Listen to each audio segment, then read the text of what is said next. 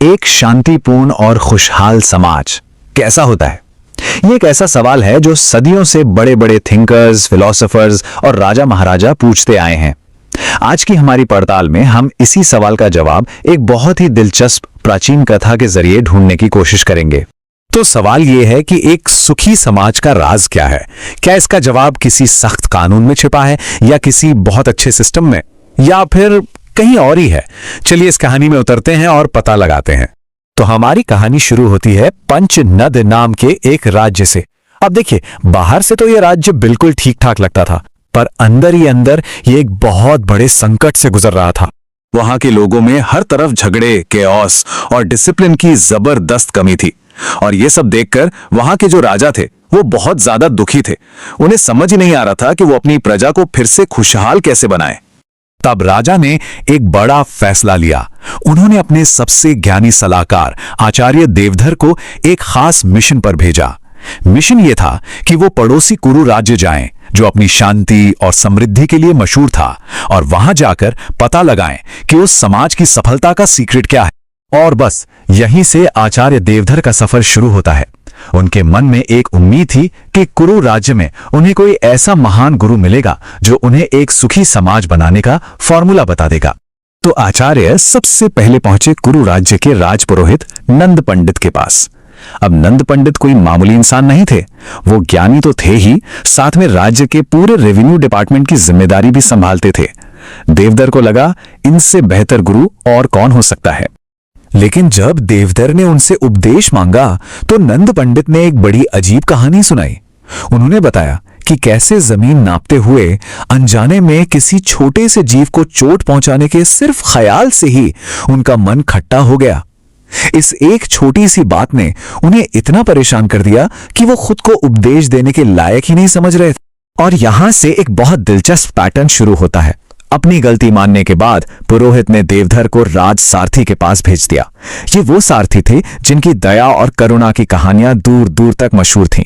पर कहानी ने फिर वही मोड़ ले लिया। सारथी ने भी खुद को गुरु मानने से इनकार कर दिया। उन्होंने घटना याद की जब तेज बारिश से बचने के लिए उन्होंने अपने घोड़ों को सिर्फ चाबुक दिखाकर डरा दिया था। उन्हें इस बात का इतना गहरा अफसोस था कि उन्हें लगा कि उन्होंने अपनी दया का सिद्धांत ही तोड़ दिया। तो सारथी ने आचार्य देवधर को शहर के एक बहुत ही इज्जतदार व्यापारी सेठ सारिपुत्र के पास भेज दिया। सारिपुत्र अपने न्याय और ईमानदारी के लिए जाने जाते थे, मतलब जस्टिस के पिलर थे वो। लेकिन यहां भी नतीजा वही निकला। सारिपुत्र ने अपनी एक गलती याद की। उन्होंने बताया कि कैसे एक बार जल्दबाजी में उन्होंने अनाज का एक ढेर, जिस पर विवाद था, राजा के हिस्से में डाल दिया। उन्हें लगा कि इस एक फैसले से उनकी ईमानदारी और न्याय की जो पॉलिसी थी वो टूट गई। और देखिए, खुद को दोषी मानते हुए सारिपुत्र ने भी देवधर को एक और व्यक्ति के पास भेज दिया।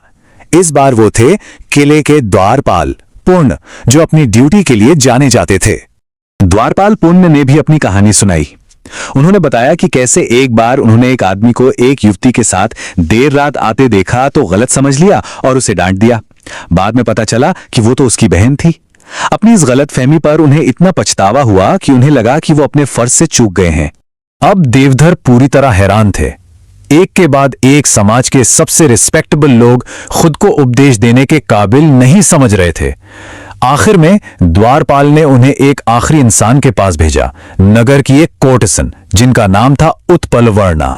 उत्पलवर्णा ने बताया कि उन्होंने एक राजकुमार का 3 साल तक इंतजार किया।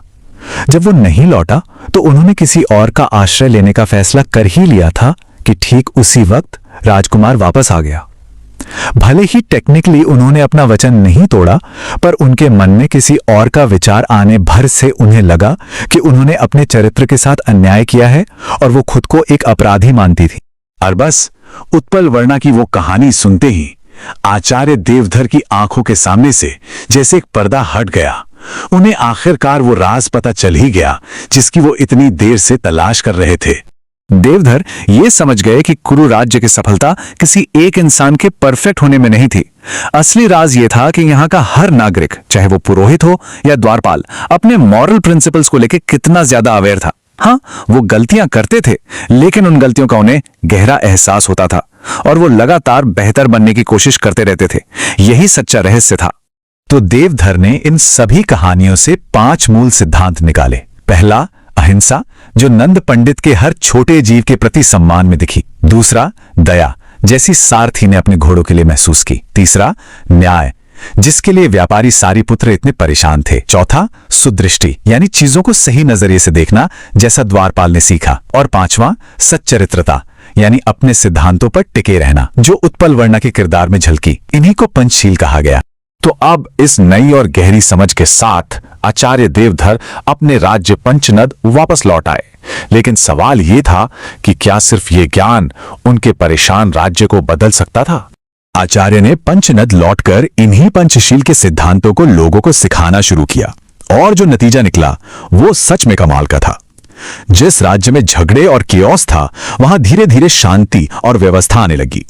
अनुशासनहीनता की जगह लोगों में एक दूसरे के लिए रिस्पेक्ट आ गया और प्रजा फिर से सुखी और शांत हो गई।